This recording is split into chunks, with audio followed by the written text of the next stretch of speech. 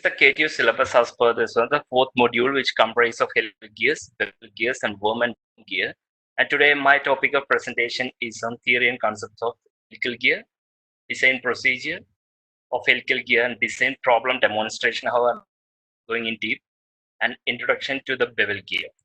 So let's come to the helical gear here. Here's already just covered here: helical gear, bevel gear, and worm gear, which focuses more on helical gear. Gear with the spur gear. In fact, the spur gear because that have many similarities here when we design. So when we see that one have a inclined teeth when compared to the spur gear. So you can see the spur gear and the helical gear in case of the teeth inclination with the axis. Now there is the we can see here. This is a straight teeth, and helix angle is here also we can see a spiral teeth, that is of helix. Yes. The main idea compared to a spur gear is that it starts from a leading edge and it go to the next video where we can just clearly see how it's moving. That is starting from a start point, then it moves to the end point. However, in the case of spur gears, all the teeth are directly in contact. And this can be viewed in this GIF image. We can see that you can see the teeth is going outside. First it's in contact here, then it moved downwards. So here also it can be well seen that the teeth is coming in contact from the leading edge to the trailing edge in meantime. So major advantage of this one is that there will not be any noise. I don't say no noise, however, the noise is much less in the case when compared to the spur gear, because there will be impacts happening in the spur gear. And here there is no impact of the teeth. So slight, very smooth movements happens in the helical gear. Now it's come, this is a source from Bardari textbook, and the major nomenclature for this one is that it will take two planes. That have two planes is that one is the transverse plane, other one is a normal plane. So this is in fact showing the cut portion of the helical gear, and this is another cut portion of the helical gear where this is placed in a normal plane, that is almost some angle, at an angle psi with the horizontal. I hope everyone can see this one. There is a psi angle with the horizontal here. So this plane, two planes are the XX plane and YY plane. So XX plane is that is on the screen board, on the screen itself. So it is resolved as psi. So there is an angle psi, and this is called angle of helix for using the in the calculations and design. But when compared to the normal plane, we can see this is alpha n. That is actually normal pressure angle, which is a pressure angle.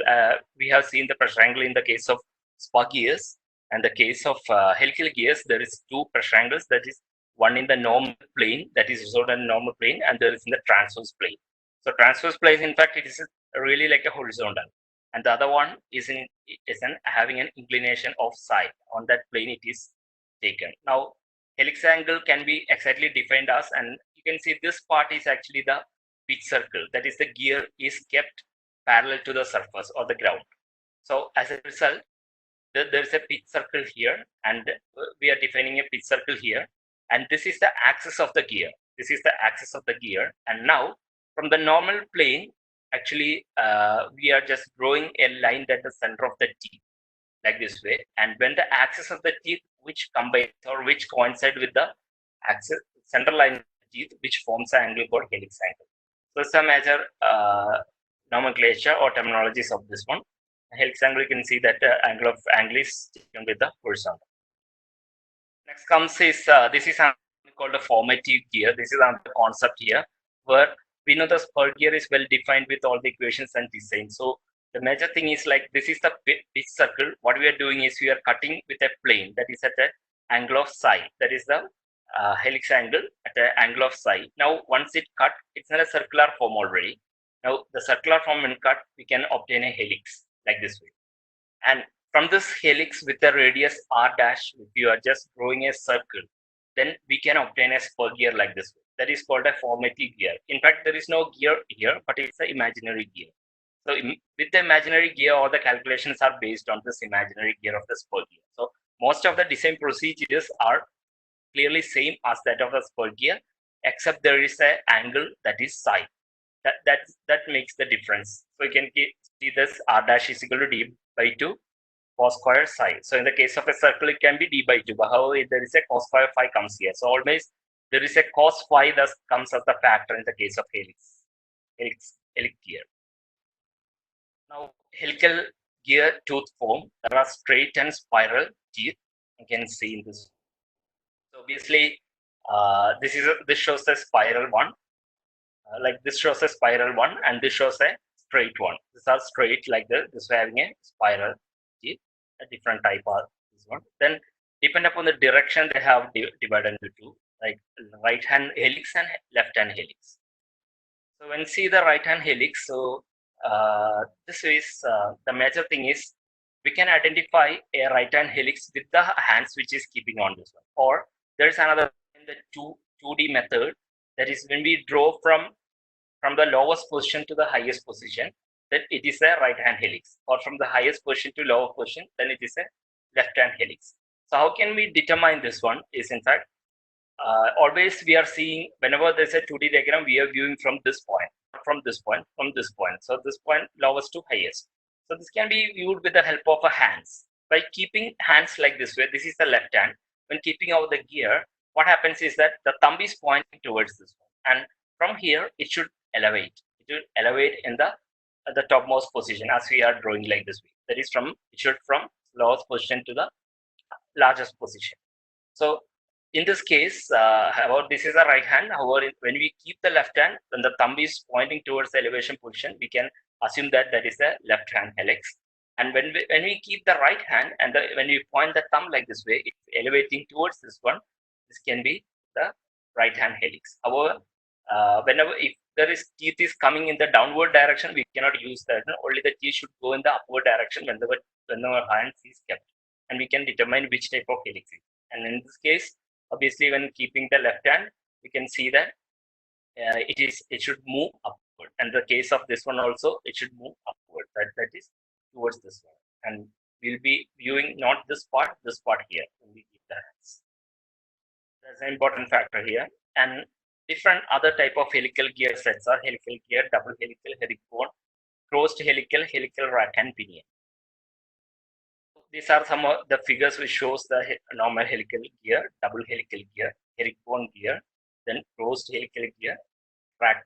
Then they're in the meshed format or mating format. Two gears are mated together each other and showing the way. These are the types. However, it's not covering our syllabus. We're not going into that. Herringbone gear has something. However, just I'm dealing only with the helical gears. And there is another factor called the thrust, which comes into the action. So the thrust is like gear is on the shaft. It is trying to move away from the shaft, that is pushing out from the shaft. That is called the thrust. So that is a major disadvantage when compared to the spur gears to the helical gears is the thrust, axial thrust. And there should be ways to avoid this one or to reduce the thrust. So when we see the thrust, like, okay, if there's a thrust, in fact, what happens is that this will try to pull out from this one, the shaft, and this will try to pull out from this one. So this is a left hand helix, left helix, like a left hand helix shape. So what happens is the thrust will be towards this direction and this direction. And there is another method to find out this as well. And I'm just showing clarity. So the major method is that this is a procedure to find out how the thrust acts. So total forces acting is tangential, radial, and the thrust force. That are the forces acting on the helical gear. And when we see like it's happening in rotation, suppose this is rotating in this direction, that is clockwise direction, and we are finding that whether the cell LH, this is a left helix here. So we are keeping towards the fingers are directing towards the rotation and just keep seeing the thumb direction. If it is towards this one, the thrust will be always towards. In case of a left hander, it should be taken care that left hand should keep like this way in the pointing towards the axis of rotation and find the thrust. Similarly, when we see in the left hand towards, if the rotation is towards this one, that is anti-clockwise in this case, if I'm seeing from this side, then if you're keeping towards the fingers like this way, the thrust is towards the, that means the gear will try to pull in this direction. So we should have some bearings at this point. In the case of right direction, again, if the rotation is in this direction, we are keeping our fingers in the direction and seeing the thrust. Thrust is from here. That is, gear will be trying to push away from this one. And the case similarly, this one, thrust will be like this way. So once we find out the thrust for the rotation, that is rotation means it's a source, like it's the driver. Whenever it's a driver, we are just seeing only on the driver. If this one thrust, this is the opposite to that one. The other gears always have a thrust opposite to this. So only thing we have to find out for the driver, the others can be easily find out. Now, to resist this type of helical gears, that the thrust in the helical gear you use is called thrust bearings. So that will be connected here, and the next figure you can see. Whenever the thrust occurs, we will be just loading a bearing here. If there is a thrust, we will loading a bearing here. That it will resist the motion. That is the axial motion of this gears to get out from this particular thing. And both are cases that this shows only that there is a bearing can be given to arrest the motion in the axial. Now, herringbone gears are an answer to this question. Like what happens is that two gears are assumed to be on two sides, and one will form a thrust in this side and one will form another thrust in this side. Both sides there will be thrust.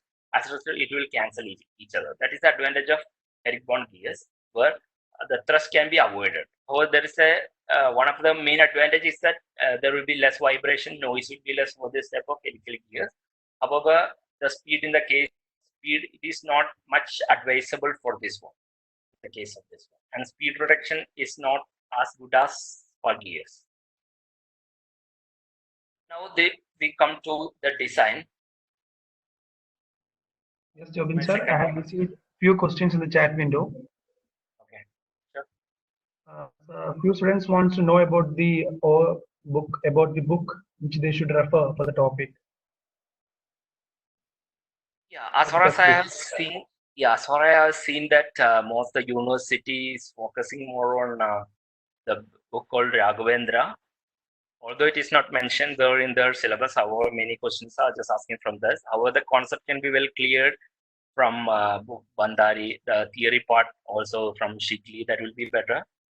But the problematic, it is better to concentrate on Raghavendra. Okay, sir. I have received another question from Venkatesh. Do we need to know the direction of thrust force or axial force?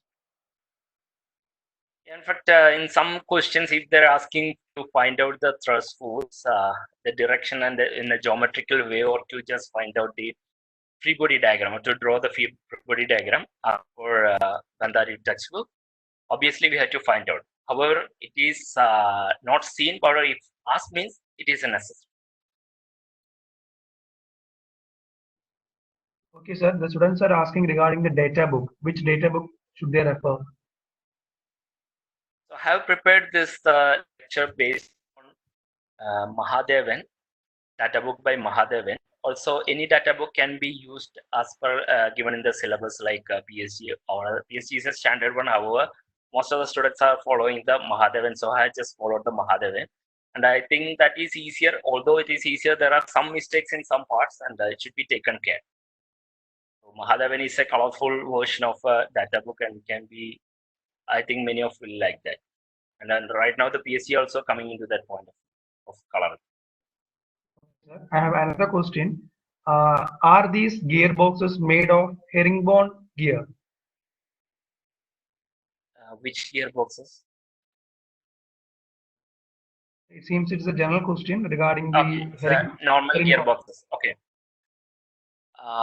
Yeah, herringbone gears normally I don't see that it is. I haven't seen them in the gearboxes it is seen. But however, either high speed applications we can only go for spur gears, not for the herringbone gears, and it will for a noiseless operation. But however, I've seen that new technology advancements use this type of herringbone gears, and helical gears mostly is seen. That is the best one in the gearbox.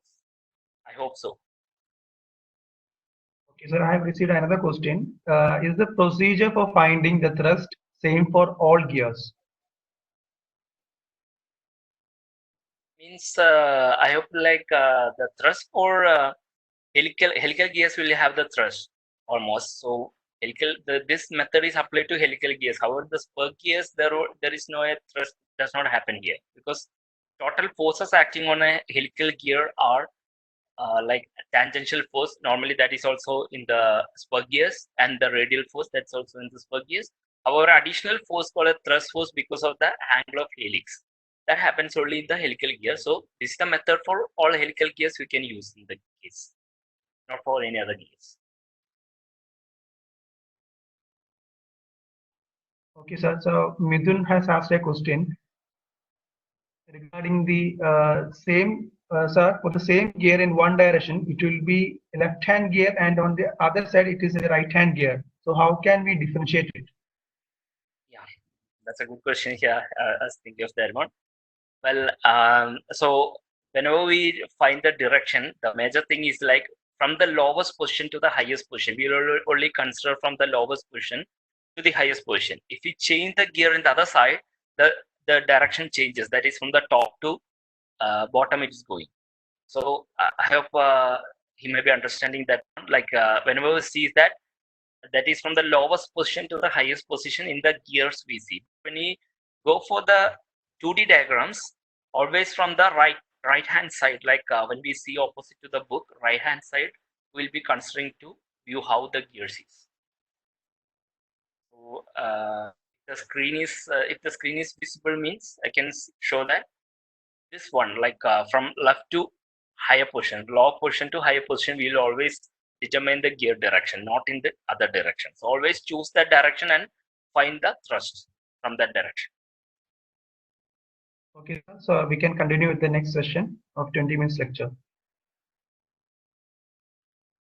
So next part is like I'm just introducing the design procedure of helical gear. So it is as similar as that of spur gears, except some equations difference here. And there is, I told, there is a psi, that is helix angle is added into this one.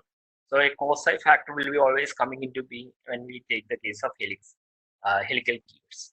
So first part is like the steps are like this: select the suitable material if not given from the table 12.7. So I said this is a Mahadevan data book I am following here.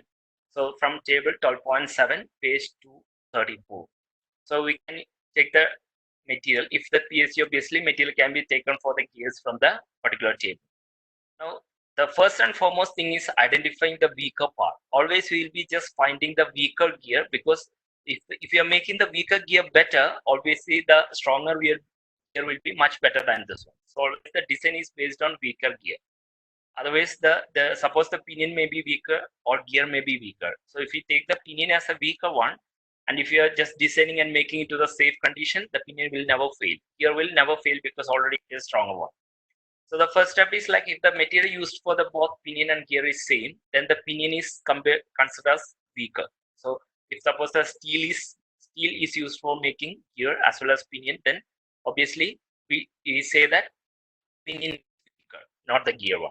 If the material used for the both pinion and the gear are different, then the factor sigma dy is used to determine the weaker part. So there are procedures.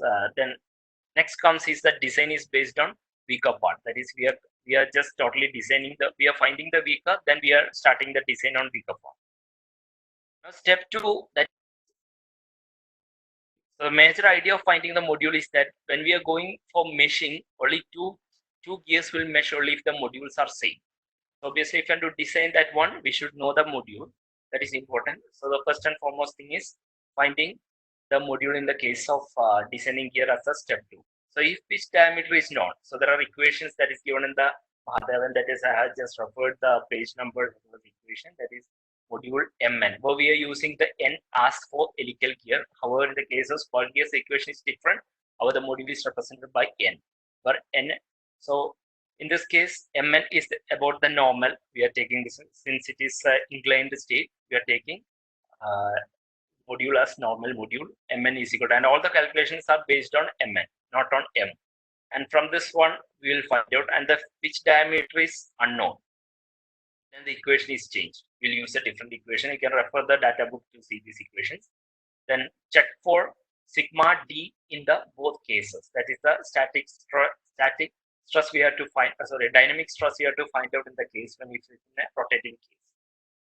And the case is that dynamic stress is greater than permissible value design phase. The permissible value is the stress already given maybe in the question. Mostly in the question, that stress will be given. That is maximum stress the gear can handle is up to this one Newton per millimeter square. Then sigma d, calculated sigma d should be greater than that one.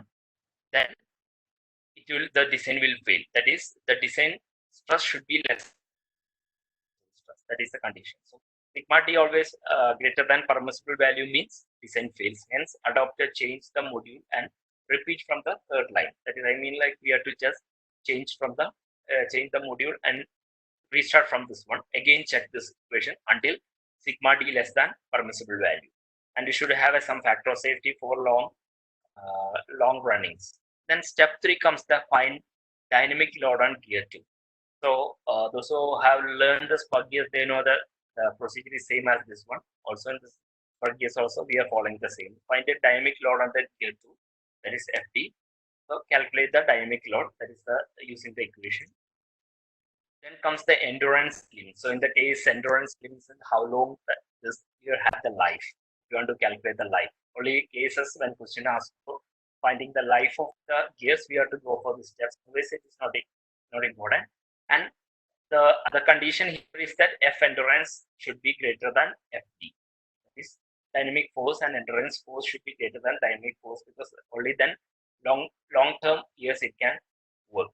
Then comes the limiting load for gear, that is wear. So wear may happen if the load is higher. When increased to an above extent, then the wear may happen and the life will get reduced. So load should be limited so that the wear does not happen. That is the idea of finding step 5. And for safe design, that is wear force should be greater than dynamic force. So what I want to say is the major idea here is that whenever gear is designed, the teeth are doing its work. Teeth are doing its purpose. So when the teeth should be strong enough to stand. So all the things we are calculating here for the teeth. So you can see that module is for machine. When comes to find dynamic load on the gear 2. So what is the load comes on the gear 2? In this case of spur gears, there is a cantilever beam, and as a result, it can break. In this case also, there is a chance for that one, since it's also a cantilever. However, it's not like the spur gears. It starts from a leading edge and it goes to a trailing edge in the case of hills. And when we see in the other one, endurance things, how long it can work, that is it. Then comes to the limiting load of for gear. Wear. So wear should not happen because of the material wear happens. What happens? Again, the teeth is getting failed. So all these things are doing to strengthen the teeth. Now, if FW less than FD, then equate FW equal to FD. That means at least wear load should be equal to dynamic load. The condition is wear load should be greater than dynamic load, but if it is less than, try to equate this one. Now, from that, FW is equal, these are the equations you can get from the data book here. Then find the value of K and choose suitable hardness for the gear and pinion using table. So we are equating this one. We assume that wear load is equal to dynamic load and hardness of the gear we are choosing from the table, and then assigning, so that we assume that it will go for a long time, although this condition is not met. So not if in the problem diameter is known and C is unknown, calculate M assuming suitable values of C. After obtaining M, find the value of C again. That means if you are already, we will assume initially the value of M for calculating the other things, and then redesign. We are iterating, different type of iterations are doing, and finally we check whether the strength is greater than or less than permissible stress. So that is, if it's greater than, obviously we have to reiterate. If it's less than, we don't want to reiterate. And this is the same procedure. I think I can complete. I'm not going to complete. However, I'll just do some part of problem, just show that to understand the concepts. So these are the references I have made through to make the materials.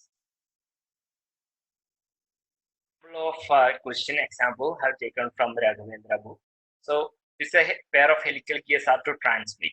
So major thing is that we have to design a helical gear. That is the idea behind here. So you can see the question. Like the gear has a pitch diameter. The gears are made of casting allowable strength of under determine the module and phase width from the static strength consideration and check the gears for wear. That is FW. We can calculate what is FW. So I have only completed up to module and their like phase width. And so here we can just try to solve this one. Like power is given as 15 kilowatts. That is transmit power. Required power to transmit 15 kilowatt. Then angle, step angle, that is that we say the pressure angle is 20 degrees. Step in diametrical plane. Her helix angle is 45 degree. Then pinion speed N1 equal to 10,000 RPM. So pinion speed is given. Here the major thing is pitch diameter of the pinion is given. Also pitch diameter of the gear is given. That's I already told that if the diameters are given, we have to select a different equation, or else we have to do another one. So this here both the diameters are given for the pitch, for the pinion as well as the gear, and sigma D1 equal to sigma D. The static stress is given as 100 megapascal for both pinion as well as the gear. Then sigma S equal to 680 megapascal. So that is for a virtual gear we are taking the stress. Now just the procedures are like identify the weak part of the pinion or gear. So here since the material is given and if they are not two different materials, so it's cast steel heavy, so we consider the pinion as the weaker one. Then we find first module, then find phase width, then dynamic tooth load and dynamic, so it's not tooth, it's a wear load. This is the procedure. Go to the solution part here. So this is the solution part where I have just taken the photos of the data book. And the first and foremost thing is we will be finding I. Since here the major idea behind this one is we are assuming the number of teeth as not given. We are assuming the number of teeth, and first the preliminary procedure is like we will find out the gear as well as on the pinion. That is, we assume that Z1 equal to, because we are taking on the pinion case, Z1 equal to 20 teeth and Z2 equal to 80 teeth. That is on pinion and the gear. Now, second is virtual number of teeth, where you can find out the virtual number of teeth in the page number 211, that is 12.22a. There's an equation for the helical gear, Z by cos cube beta. From this we can calculate ZE. And gear ratio can be calculated by N1 by N2 equal to D2 by D1 equal to Z2 by Z1, where we know the D variable. So we can find out D2 by D1 equal to I. So using I, further we can find out the other teeth, other answers. So first and foremost here is that we have to find out. So we have to find out the parameters here. Everything. Next one, as the first the materials. The materials are already same as a result we have taken. The second case is we have to find out which one is the weaker gear. So here we found out pinion. Then we have to go to find the module. So when we go to find the module, we have to find out what is the equation of the module, and depend on the equation of the module, we will be finding all the factors. So here you can see I represent as one here.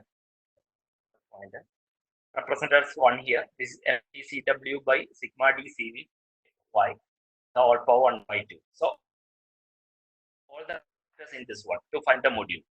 So in this case, first we have to go to the part that is all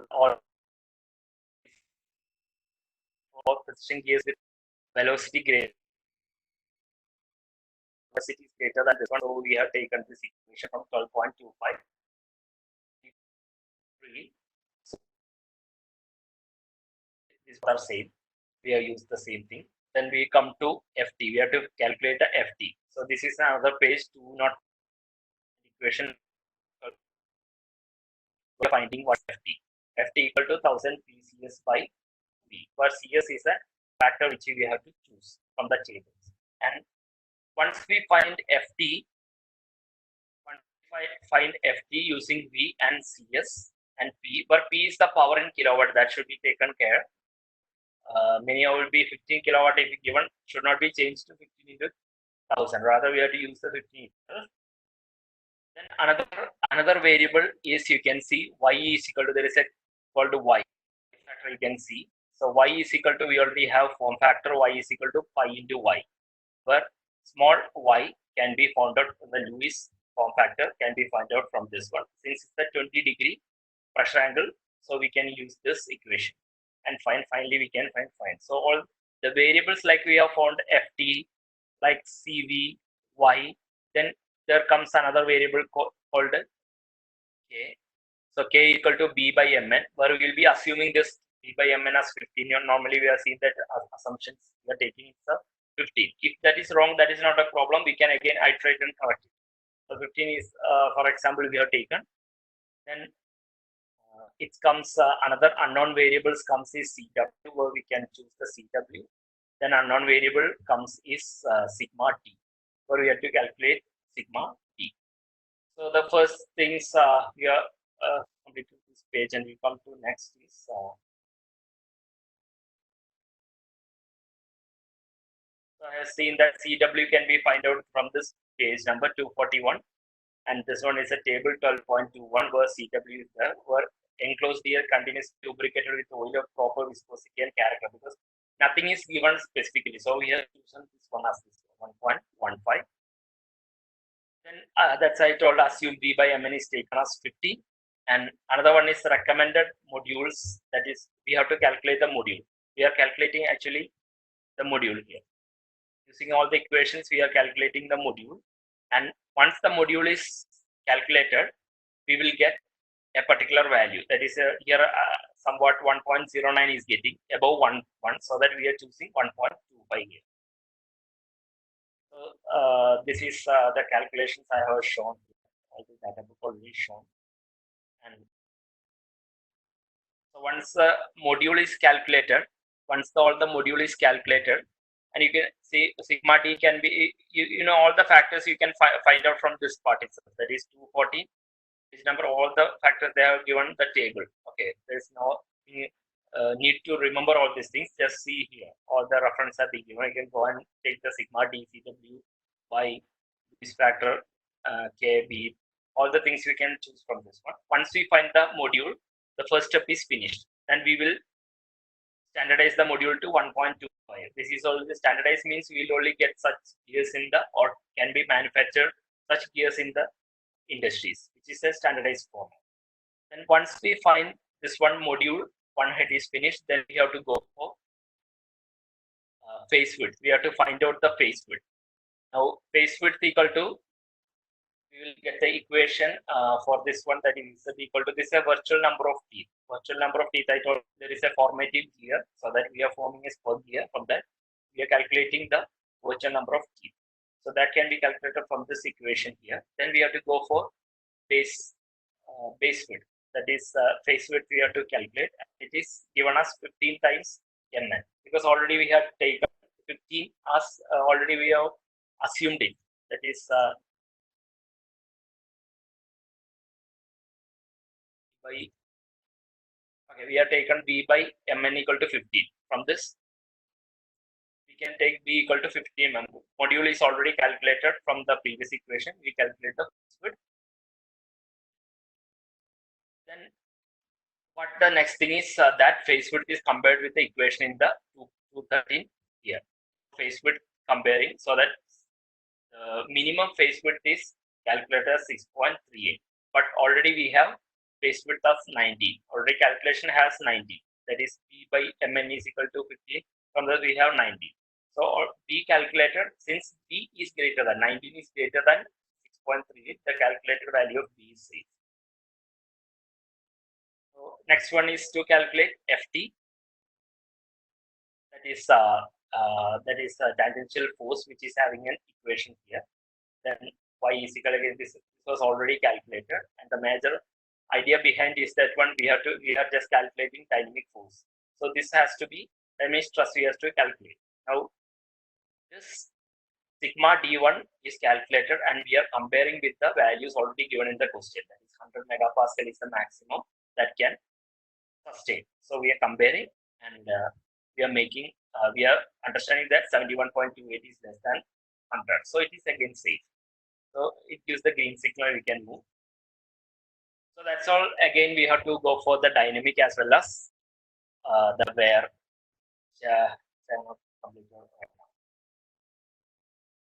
I have a bevel gear session also, that is already an introduction, and the further will be continued in the later classes. And let's move on to the Q&A session. Yeah. We have a few questions here. First one, how do we determine CV if velocity is unknown? So velocity, yeah, obviously you can see this, there is a term different velocity CV ratios can be find out. And if velocity, obviously there is a equation called pi d n by 60. You'll be using that one. But from this one, we can find out the velocity. Once the velocity is found out, we'll be using incorporating in this one, we'll find out the CV. Okay, so the next question is, what about the velocity ratio of helical gear? Is it constant or varying? Velocity ratio cannot be always varying, because velocity ratio, in fact, what is that means that the ratio of the output to the input, or the gear to the pinion. So we are reducing actually the velocity ratio. So it cannot be vary always. It can be always constant. So, I don't think that there is a way to like only reduction ratios are seen the velocity, not any variation happens. And in such a case of variation happens, it's very difficult if you're using in a gearbox in vehicle. But the problem is that when you have some speed, and without your knowledge, the speed will be getting increased or the ratio is changing. That is uncontrollable. Next, we have another question. While designing the gear, should we also consider the loading on the shaft? Okay, should we consider the load on the shaft? No. In fact, yeah, there is a separate section for, as I understood, I'm telling like there's a separate section for shaft design. So here, this is totally concentrated on only the gears, not on the shaft, where shaft should be separately designed and the gear should be separately designed. I told you the design of the gear comprises of the design of actually the teeth. The teeth should not bend where, or it should not fail. That is a major idea here, not the shaft. The load will be obviously transferred to the shaft and it should be designed in a different context. Okay, the next question is the design procedure for helical and bevel gear same as spur gear? No. The design procedure, in fact, the procedure is like to find the module, find the next stage of space width, and where all the things will be same. But the bevel gear having a difference. Obviously, they have in equations they have a difference. But as per the we say in words, that will be almost same, but not exact. I hope I can cover in the next classes for bevel and boom gears. Okay, sir. Another question is how to find the phase for helical? Yeah, phase width is that I think I have shown that phase width calculations. That's why we are taken like there is a ratio already taken B by Mn, where B is the base width, B by Mn equal to 15. This is the assumption. Once we come to the module case, we can find B equal to 15 into Mn. We have found out B equal to 15 into Mn, and we are comparing this phase width with 90 also with the minimum phase width requirement. We are calculating the minimum phase width requirement here. So we are comparing minimum phase width requirement. There's a module term for this module. What is the minimum phase width? That is comparing with the already calculated RC phase width. Now B is greater than B minimum, so it's safe. So we can calculate. Okay, now there is a general question regarding the textbook for reference. Is the textbook named Machine Designed by Kurumi and Gupta enough for reference? Yeah, obviously, what I have understood from valuation process as well as teaching all the things, and then the university case, what I understand that the university expecting that we should have a knowledge from the theory part as well as the design part. Both part it should have a knowledge. So they will be asking the question which is split into numerical problems as well as the theory problem. And in that perspective, when we see that some textbooks are very good towards the design problems and some towards more theoretical concepts. Both should be developed. So I think the mixture of textbook always help. Obviously, Kurmi can help, but the nature of the questions that we're asking in the question paper, the students should train in such a manner that they can face the exams with the expected type of questions, rather than going into wide area of different. In Bandari, I have seen the different direction of question. However, the university character should also be followed to train yourself to get a good marks. So 2 more questions. If helix angle is not provided in question, do we have to assume? Yeah, obviously in the design that is usually we are assuming all the angles required.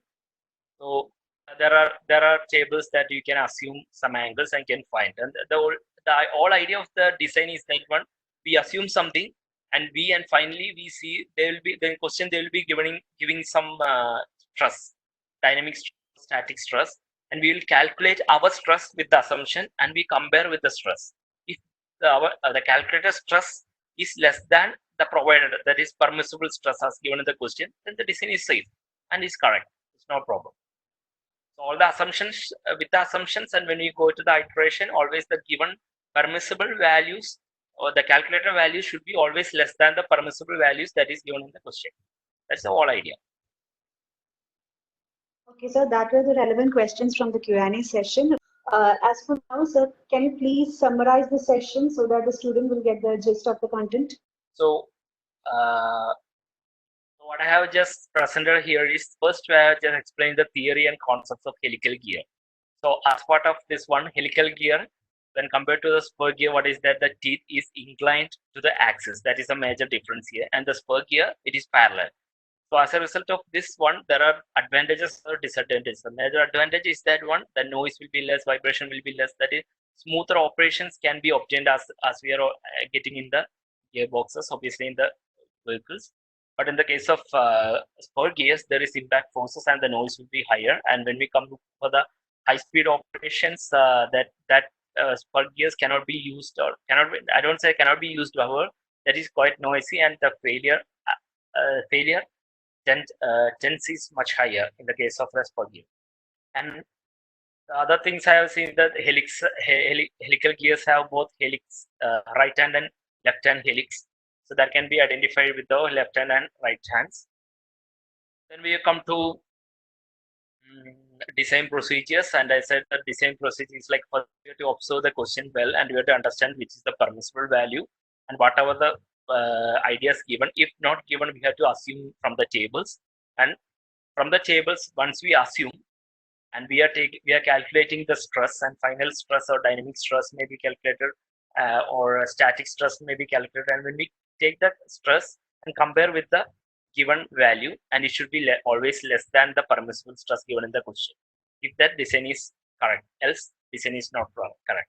Then obviously we should take care of the wear, because the wear will happen, obviously. That is one of the important point and see in the questions. Like I have given the problem demonstration, and there is an introduction to the bevel gear. Obviously, the time as the time limits, I'm not going to that. Maybe in the next class I can do. Thank you, sir. Thank you for the valuable session. We can now wind up the session. Thank you, participants, for attending this session. Thank you.